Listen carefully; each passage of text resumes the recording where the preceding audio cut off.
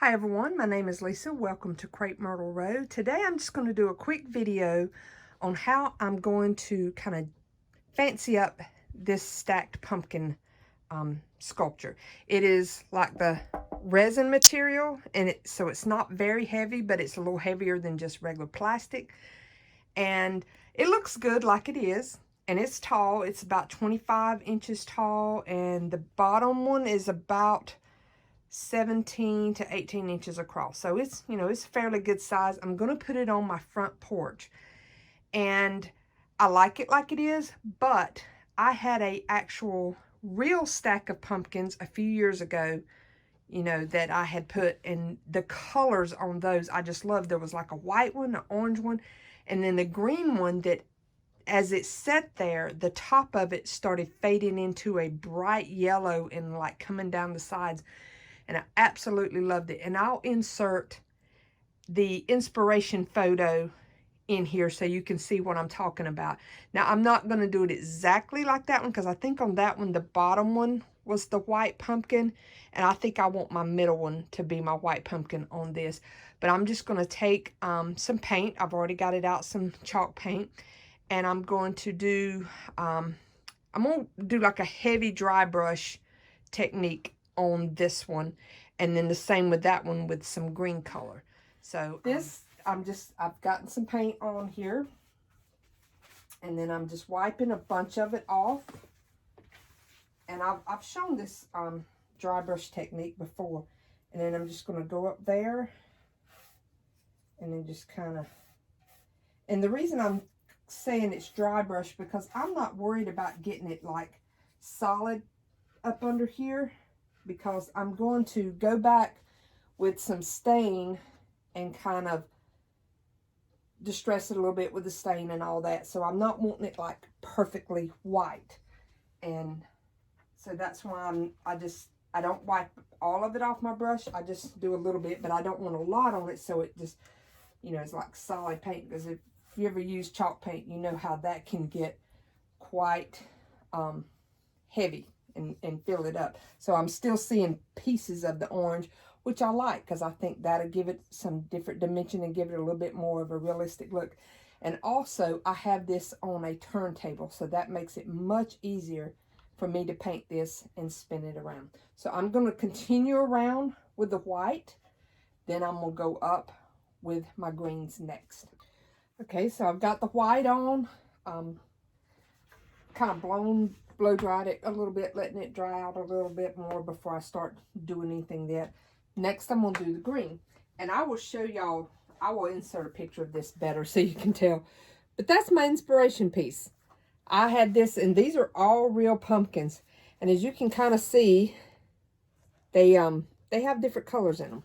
So I am going to try to replicate this top one here with the green and a little bit of yellow. I may not do quite as much of the yellow down as far as that one. When I first put these out there, that pumpkin was solid green, and then about 4 weeks later, it started turning that yellow on top and all. And then even the orange, and when I insert the photo up here somewhere on the screen, you'll see even the orange almost has a reddish like splotchiness to it. So I may go and do that a little bit, like sponge on some darker orange on this one. But, I mean, keeping in mind, this is going on my front porch. Nothing's going to be seen up close. I mean, my porch is 60 feet from the road, so it's not like anybody's seeing it close. The only person who's going to see it close other than me and my family is the Amazon Prime guy, because he comes here quite a lot and drops off things, little presents all the time. So he'll get to see it a lot, or she, whichever one it is. But I'm going to start painting this. But another tip I want to tell you, these are just those little cheap chip paint brushes that you can get at Dollar Tree. I think you get several in a pack. If not, I mean, you can get them anywhere very cheap. I recommend having a whole bunch of these. And I know sometimes the ends want to come off, the little pieces. So just kind of pick through those. But it's good to have several of these on hand, because like I used one for doing the white paint. I've washed it out, but now it's wet. I don't really want a wet brush to do the dry brushing with. You want a dry brush. So have lots of extra brushes on hand to do that. So I'm going to take the greens. I think I'm going to do this shade of green. I got it at Walmart. It is called just dark green from Walmart. And then I think I got this one at Hobby Lobby. And I'm sorry for the lighting in here. This room does not have overhead lighting, so I just have a lot of like lamp things that sit around. So sorry for that.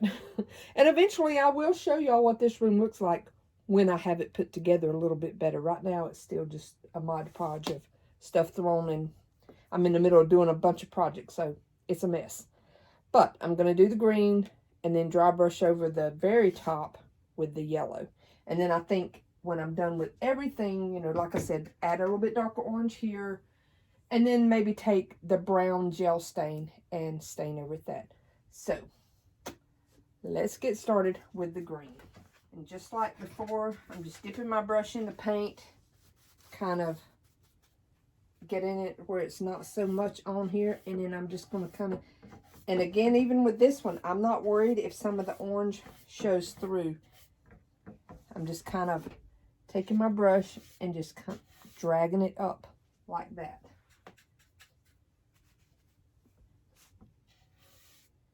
And then I'll do the same thing from the top, because, you know, if I put the gel stain, that's going to cover a lot. And it's not covering solid, so that's giving me that little bit of dimension like the real pumpkin has, where it has, you can see like a bunch of different kind of colors in there. So I think I'll probably just go up this far, and then I'll come down with yellow that way, and that will give it that look. So I'm going to continue around with this, and when I get through with that, I will show you what it looks like. Okay, I've got the green on, and actually the way this, and again, I'll have it up so you can see it a little better, but see how that inspiration is actually more orange than yellow kind of down through there. And so if I wanted to, I could kind of leave this because that's the way it looks. But I'm going to add the yellow to it just for a little extra something. And instead of doing the more reddish look on the orange part, like in that real pumpkin, I think I might try to add some of the yellow down here, just highlighting some of this area. And then, like I said, I'm going to go over and stain everything. And then I will find the little twigs and stuff that was on that was actually a small grapevine wreath that I just took apart and twisted, and it kind of went all over everything on my porch there. But I'm going to start same method doing with the yellow.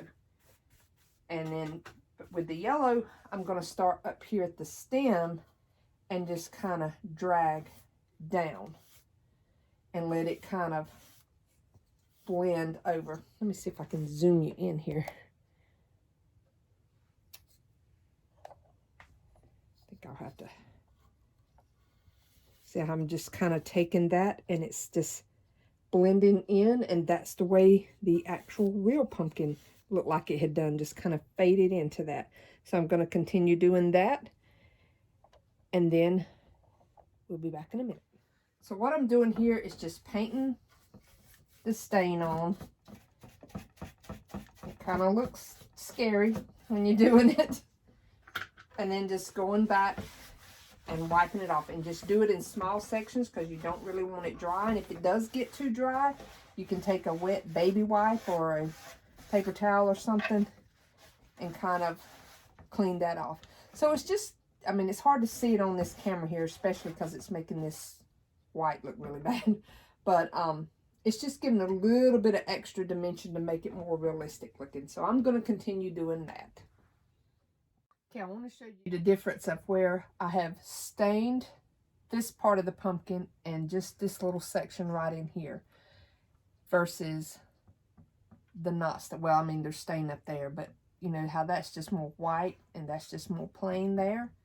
But then when you get over here and you see it's got just a little bit more dimension to it, putting the stain. And what I did have to do is use a baby wipe because it got really dark looking. But then after you see that you don't really like it. Let me find my baby wipe here.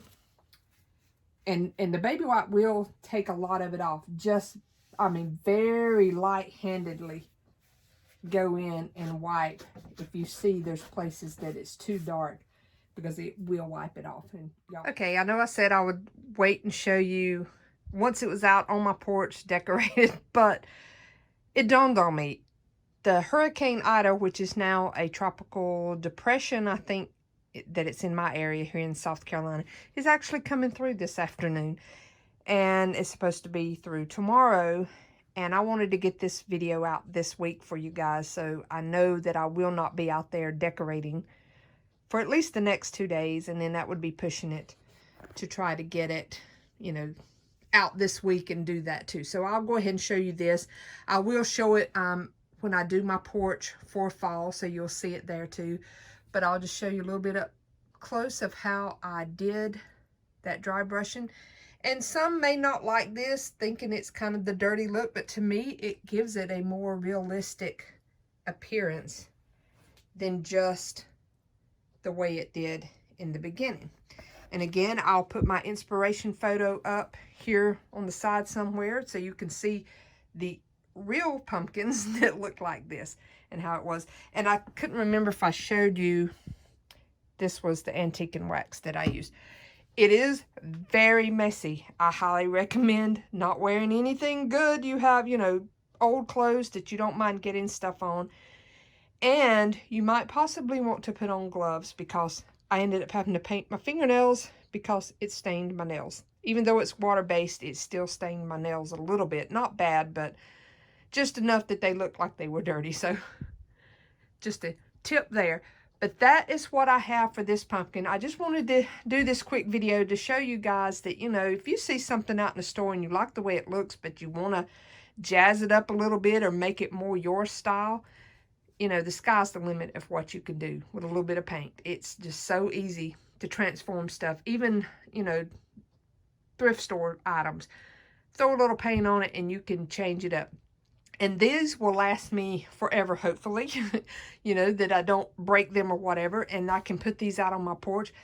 And like I said earlier, I paid $39.99 for this piece. And for those real pumpkins, I think I paid $20-something just for one of those pumpkins. You know, those big heirloom decorative pumpkins are very expensive, unless you can grow your own. And I don't have enough room to grow that kind of pumpkins. So I had to buy them, and it was very expensive, and I just did not want to spend that kind of money every year to get that look. But the other thing I wanted to show is these are not, when they're stacked up, they're not completely like straight. They are like real pumpkins would be, slightly off-centered from each other. So that, again, I like. And I did add just a little bit more brown paint to that there. I don't know if it's going to end up showing once I add my vines and stuff. But that's all I have for today. I hope y'all enjoyed it. If you don't already follow me on Facebook and Instagram, I would love for you to come join me there. I will show pictures there of the finished product when it's decorated on my porch. And until the next video, I hope y'all have a very blessed day. Bye.